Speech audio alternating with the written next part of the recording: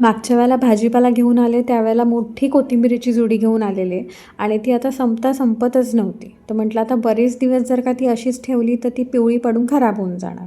तर पटकन डोक्यात आलं, चला म्हटलं आज कोथिंबीर वडी बनवूया आणि त्याची रेसिपी तुमच्यासोबतसुद्धा शेअर करून घेऊया.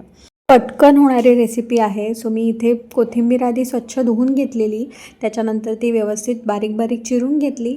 आता त्याच्यामध्ये मी इथे 2 चमचे जिरं टाकलेलं आहे. तुम्ही तुमच्या आवडीनुसार प्रमाण कमी जास्त करू शकता. त्यानंतर इथे मी खूप सारे सफेद तीळ वापरलेले आहेत. आता थंडीमध्ये तर तीळ जास्त खाणे चांगले आहेत, त्याच्यामुळे तिळाचा वापर मी इथे जास्त केला होता. त्यानंतर शेंगदाण्याचं कूट टाकलेलं आहे. आलं, लसूण, मिरची याची पेस्ट बनवून घेतलेली ती याच्यामध्ये ॲड केली. हळद ॲड केलेली, तांदळाचं पीठ ॲड केलं, थोडासा तिखट मसाला ॲड केला आणि बेसनचं पीठ ॲड केलेलं आणि मग थोडं थोडं पाणी वापरून ह्याचा मी एक छानपैकी गोळा करून घेतला आणि ह्याला मी एका भांड्यामध्ये वाफवून घेणार होते. सो मी त्या वरच्या चाळण होती माझ्याकडे, तिला मी त्या चाळणीमध्ये ते पिठाचा जो गोळा होता तो व्यवस्थित थापून घेतला आणि त्याच्यावरूनसुद्धा मी खूप सारे परत तीळ वापरलेले आहेत.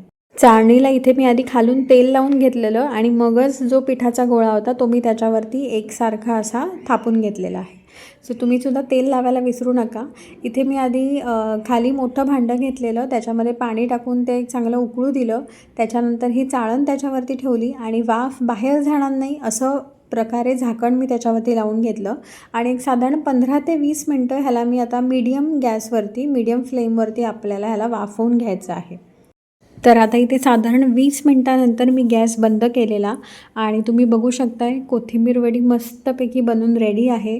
मी त्याला थोडं थंड होऊ दिलं आणि मग साईडने थोडंसं सुरीने भाग ओपन करून घेतला आणि मग त्याचे मस्तपैकी असे छोटे छोटे पीसेस करून घेतले. कशी वाटली रेसिपी तुम्हाला नक्की कमेंटमध्ये सांगा. चला बाय.